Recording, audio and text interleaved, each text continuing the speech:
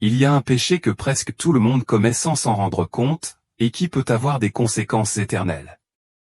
Dans cette vidéo, découvrez l'expérience dramatique d'un homme qui a vu l'enfer et a reçu un message direct de Jésus à propos de ce péché.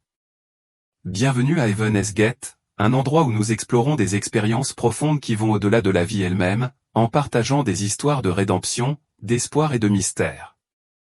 Si vous ne l'avez pas déjà fait, je vous invite à vous abonner et à continuer ce voyage avec nous. J'espère que vous choisirez de rester, car chaque expérience que je partagerai avec vous sera une opportunité de grandir et de trouver un sens plus profond à votre vie. Maintenant, asseyez-vous et écoutez jusqu'à la fin. Ce sera un moment spécial à partager ensemble. Je m'appelle John. J'ai 55 ans et j'ai grandi dans une famille pieuse. Chaque jour de ma vie a toujours été centré sur Dieu. Ma mère m'a appris dès mon plus jeune âge à prier chaque matin et chaque soir, et j'ai gardé cette habitude tout au long de ma vie. Je me considère comme un homme juste, un de ces chrétiens qui s'efforcent de suivre tous les commandements et qui croient fermement en la miséricorde et à l'amour de Dieu. Je n'ai jamais douté du pardon divin et je n'ai jamais vraiment cru à l'enfer. Il me semblait inconcevable qu'un Dieu qui nous aime puisse condamner des âmes à la souffrance éternelle. Pour moi, les flammes de l'enfer n'étaient qu'une image utilisée pour effrayer les pécheurs et les non-croyants, pas un lieu réel destiné aux personnes fidèles comme moi. Je pensais que prier, aller à l'église le dimanche et suivre la morale chrétienne suffisait à me garantir une place au paradis. Au fil des années, cette conviction s'est profondément ancrée dans mon cœur. Je n'avais pas peur de l'enfer parce que j'étais sûr qu'il n'était pas réel. Et s'il l'était, cela ne me concernait certainement pas. J'étais convaincu que Dieu, dans son infinie bonté, épargnerait tous les chrétiens fervents comme moi. Je n'aurais jamais imaginé que cette certitude serait brisée. C'était un samedi après-midi de printemps, un de ces jours qui semblaient parfaits dans tous les détails. Le soleil était haut, mais une légère brise rendait l'air agréable. J'étais à un mariage, celui de mon ami d'enfance David. Nous nous connaissions depuis l'enfance, et bien que la vie nous ait séparés pendant un certain temps, nous sommes restés proches. Ce jour-là était spécial pour lui et pour moi aussi. La cérémonie fut simple mais émouvante, dans un jardin entouré de fleurs et d'arbres luxuriants. David et sa future épouse échangèrent leurs vœux. Après la cérémonie, il y eut une réception. Tout semblait parfait. Les tables étaient disposées sous de grandes tentes blanches décorées de guirlandes de fleurs. Les invités riaient et discutaient tout en savourant un délicieux dîner. Je me sentais calme et en paix. Je regardais les gens autour de moi, heureux, et ne pouvais m'empêcher de remercier Dieu pour ma vie. Je priais régulièrement et me sentais protégé par ma foi. Puis vint le moment tant attendu du gâteau. David et sa femme, rayonnant de joie, coupèrent cérémonieusement le gâteau de mariage sous les acclamations et les applaudissements de leurs invités. Moi, désireux de me faire plaisir, j'étais parmi les premiers à en prendre une part. C'était un gâteau élégant, à plusieurs étages, orné d'un glaçage blanc onctueux et de détails complexes en chocolat. Lorsque j'ai pris la première bouchée, je n'y ai pas prêté beaucoup d'attention, malgré le sentiment persistant que j'aurais dû être plus prudente. Je suis sévèrement allergique aux arachides, mais cela me traverse rarement l'esprit dans des situations comme celle-ci. Emporté par la joie et l'excitation de la fête, j'ai mangé un gros morceau, oubliant complètement de vérifier les ingrédients. Le gâteau était délicieux, riche, sucré et parfait à tous points de vue. Mais presque immédiatement après l'avoir avalé, j'ai remarqué une légère démangeaison dans ma gorge. Au début, j'ai fait comme si de rien n'était, pensant qu'il s'agissait d'une légère irritation, sans quoi il n'y avait rien à craindre.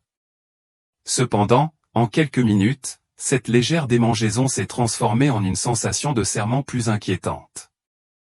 Ma respiration est devenue superficielle et je pouvais sentir mon cœur s'emballer, battant plus fort à chaque seconde qui passait.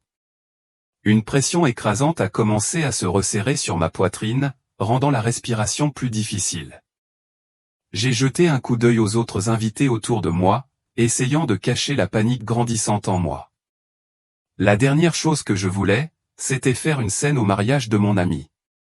Désespéré, je m'accrochais à l'espoir que ce n'était rien de grave, me rassurant, ça va passer. Je vais bien. Mais au fond de moi, je savais que quelque chose n'allait vraiment pas. Au fil des minutes, ma respiration devenait plus difficile et la sensation d'oppression dans ma poitrine devenait insupportable. J'ai tenté de me lever de mon siège, mais mes jambes ont refusé de coopérer et, avant même de m'en rendre compte, je me suis effondré sur le sol. Soudain, tout est devenu noir. J'étais enveloppé dans une obscurité profonde et impénétrable. Je ne sentais plus mon corps, plus de battements de cœur, plus de souffle, plus de douleur. C'était comme si j'avais été transporté dans un vide, loin du mariage, du jardin, de tout ce que je connaissais. Le temps et l'espace semblaient sans importance.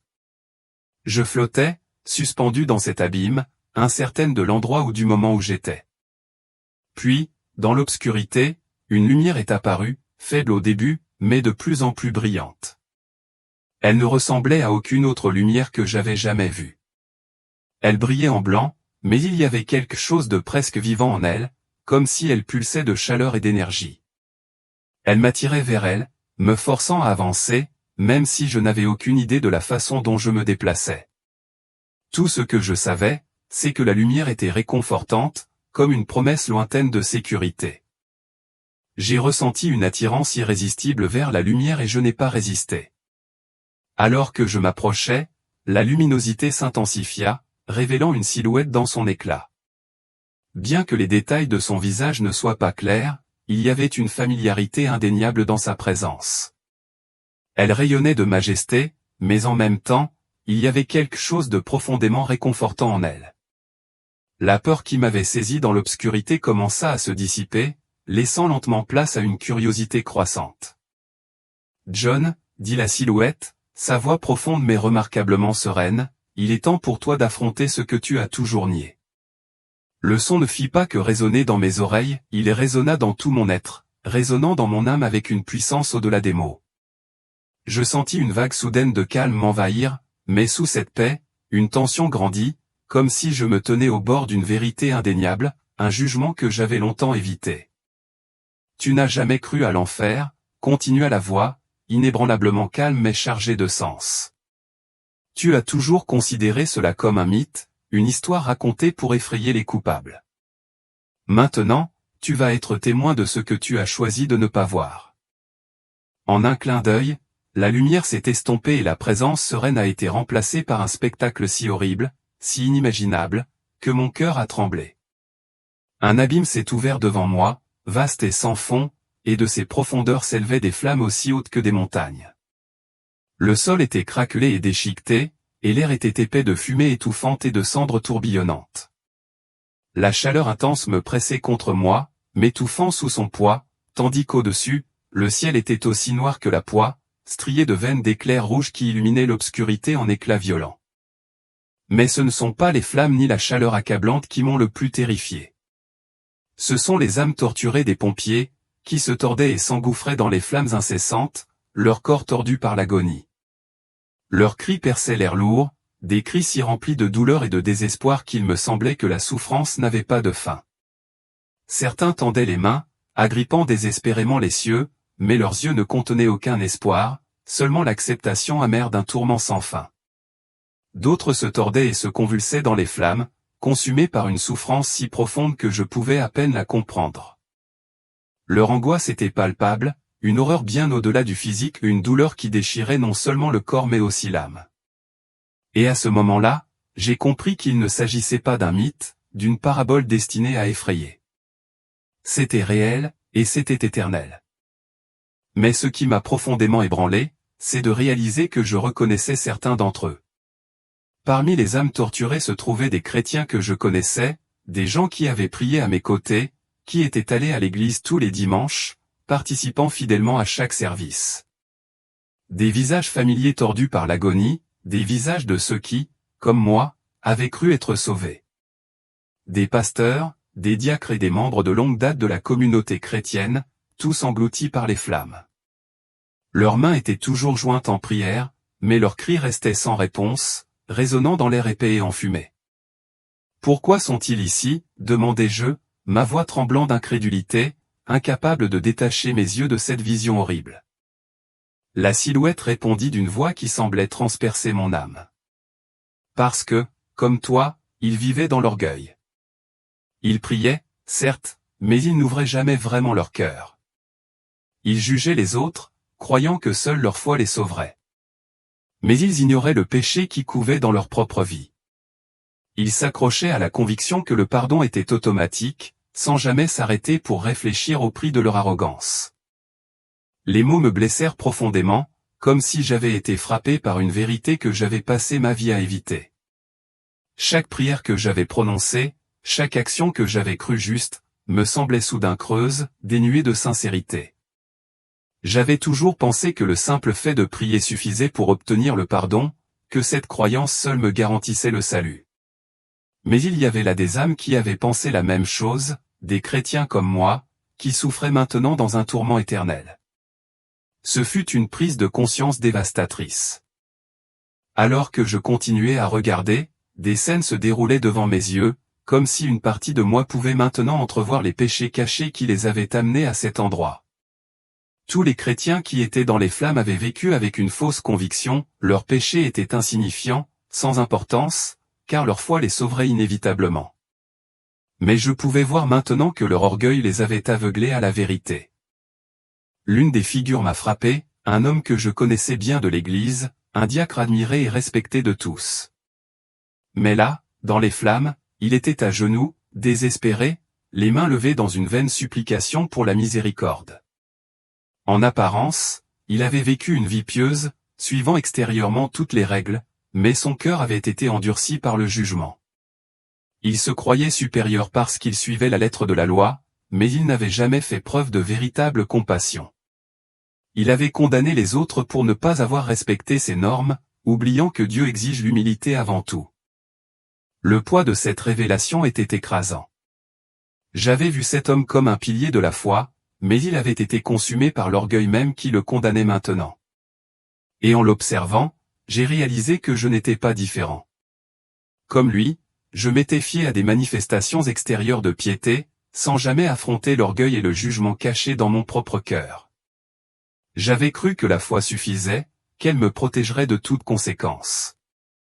Mais maintenant, je connaissais la vérité, la foi sans une véritable humilité et un véritable amour était vide, une promesse creuse qui ne menait qu'au désespoir. Une autre silhouette émergea des flammes, une femme que je connaissais depuis des années.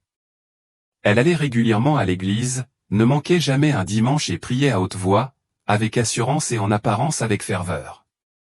Pourtant, derrière cette façade vertueuse se cachait une vie d'hypocrisie. Elle avait fait du tort à autrui pour servir ses propres intérêts, croyant toujours qu'une simple prière de pardon effacerait ses actes. Mais il n'y avait jamais eu de véritable repentir dans son cœur, seulement la peur du châtiment divin. L'une après l'autre, d'autres âmes apparurent, des chrétiens qui, comme moi, s'étaient convaincus que seule la foi garantissait leur salut. Pourtant, ils avaient mal compris le sens profond de l'amour et de la justice de Dieu.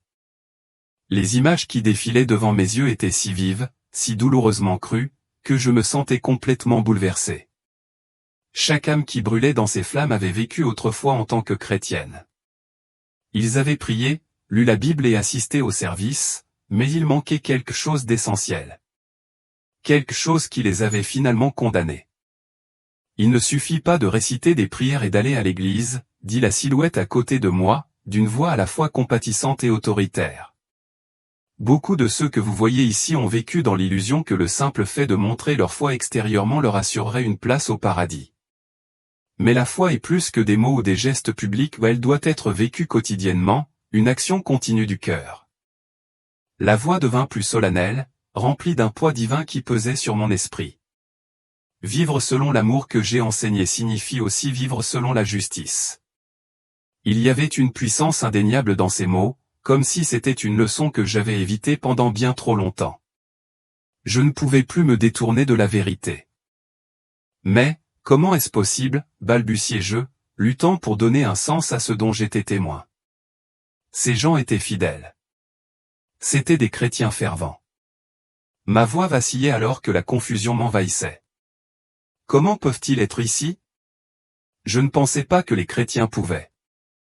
La réponse de la silhouette était calme mais ferme, comme une vérité qui ne pouvait plus être ignorée. Ils étaient fidèles en apparence, oui. Ils croyaient qu'aller à l'église, dire les bonnes prières et suivre les rituels les rendait justes. Mais leur cœur était fermé à la véritable transformation. Ils vivaient dans l'orgueil, sans jamais se soumettre pleinement à l'humilité et à l'amour que ma justice exige.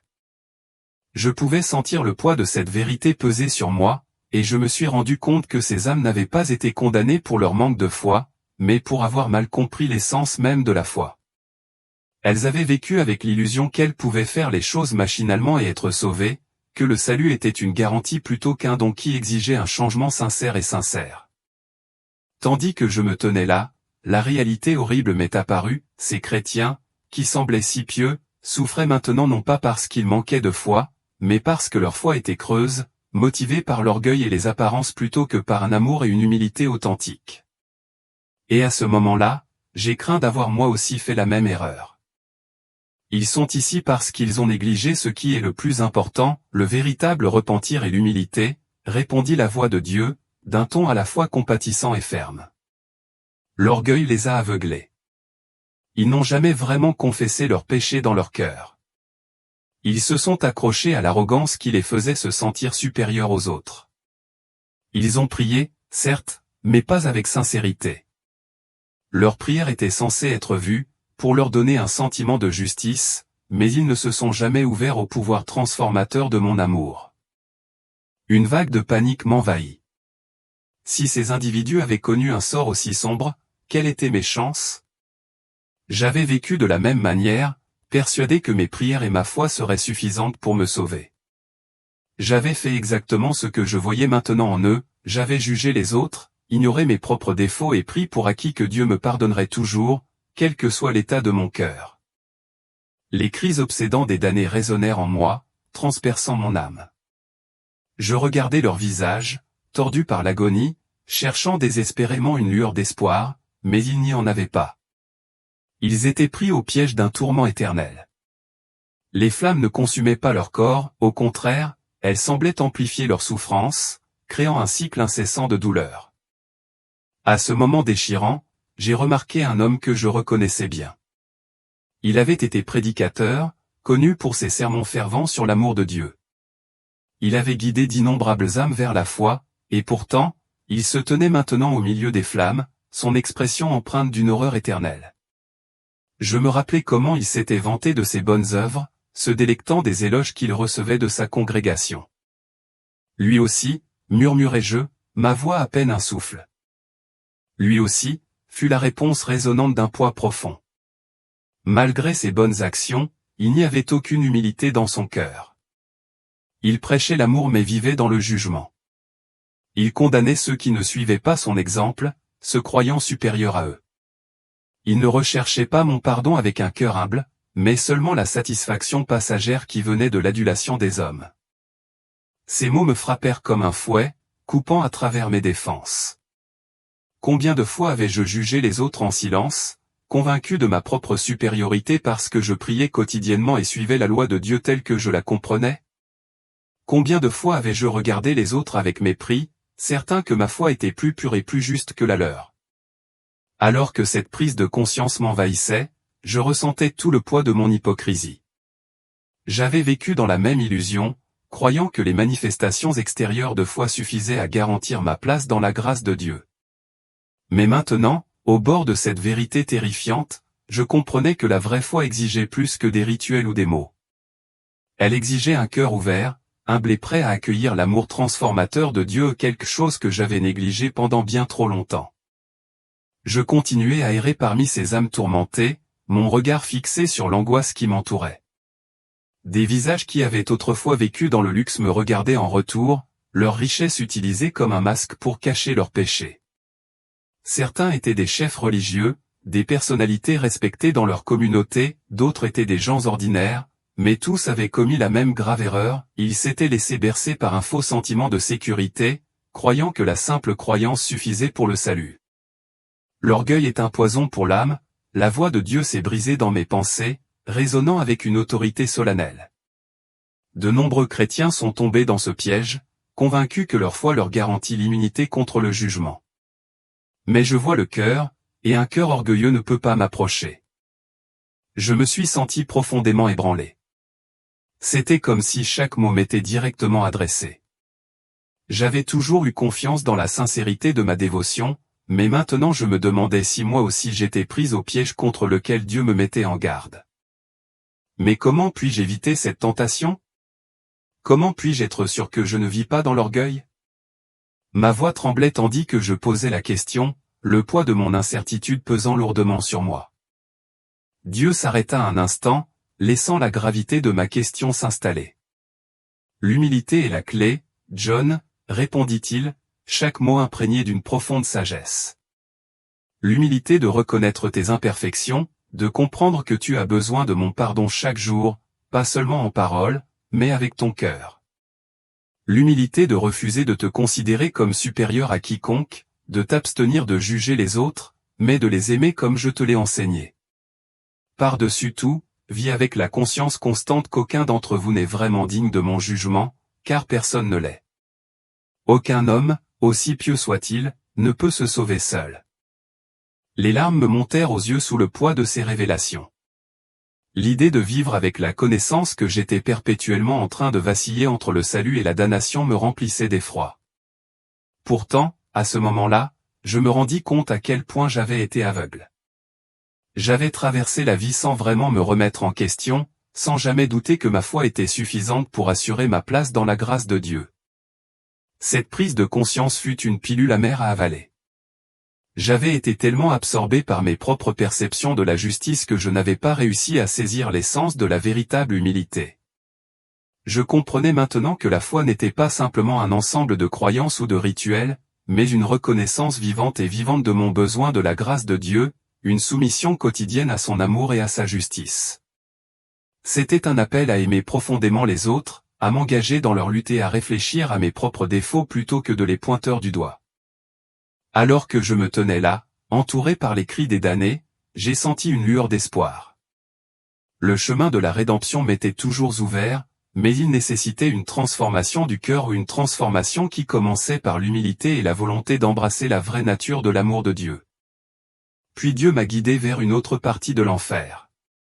Ici, le feu ne brûlait pas aussi visiblement que dans la zone que je venais de quitter. Il était plus subtil, plus caché, mais la douleur était tout aussi atroce. Cet endroit était réservé aux chrétiens qui avaient vécu dans la présomption et l'arrogance, croyant que leur foi les rendait supérieurs aux autres.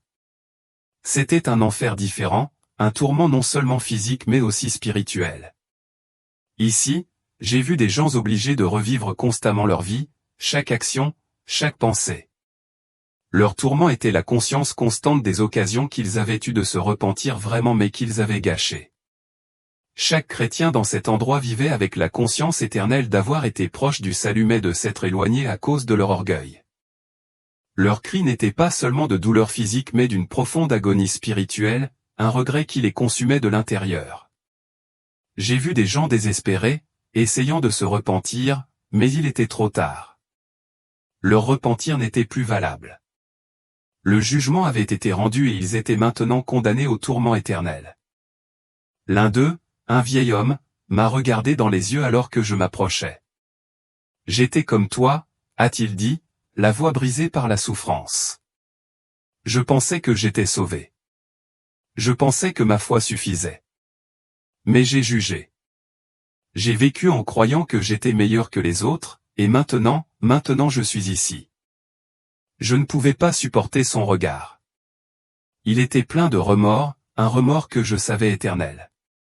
Mais ce qui me terrifiait le plus était la similitude entre son histoire et la mienne.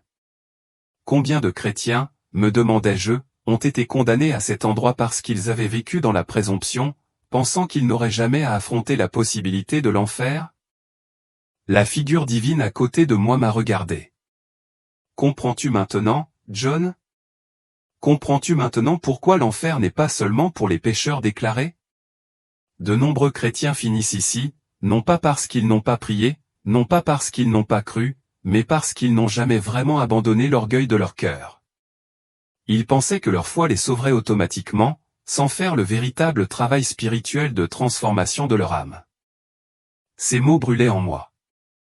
J'avais l'impression que tout ce en quoi j'avais toujours cru s'était effondré. J'avais prié, j'avais vécu une vie chrétienne, et pourtant, je comprenais maintenant que j'avais toujours négligé quelque chose de fondamental, l'humilité. Je n'avais jamais vraiment compris ce que signifiait être humble devant Dieu. Mais il y a encore de l'espoir pour toi, John, dit doucement Dieu, brisant le silence qui m'avait enveloppé dans ses pensées. Tu es ici pour apprendre, pour comprendre ce que beaucoup ont ignoré jusqu'à ce qu'il soit trop tard. Je t'ai amené ici non pas pour te condamner mais pour te donner une seconde chance. En un instant, le paysage infernal disparut. Je me retrouvais dans un lit d'hôpital avec le bruit des machines qui surveillaient mon cœur et ma respiration. Mes mains tremblaient et mon corps était faible, mais j'étais vivant.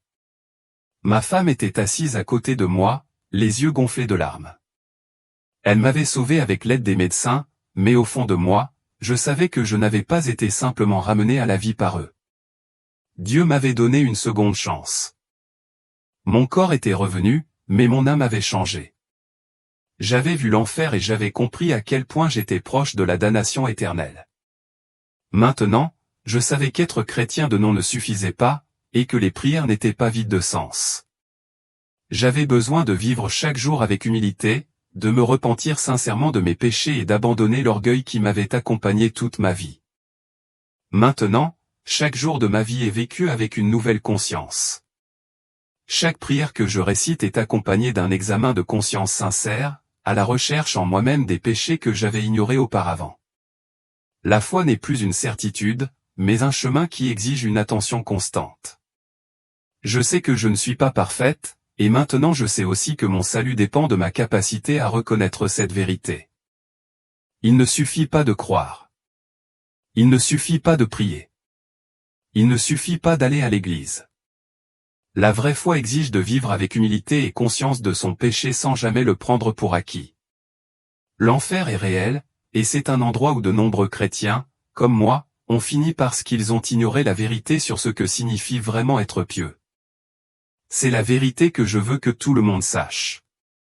Le péché d'orgueil peut même conduire les chrétiens en enfer.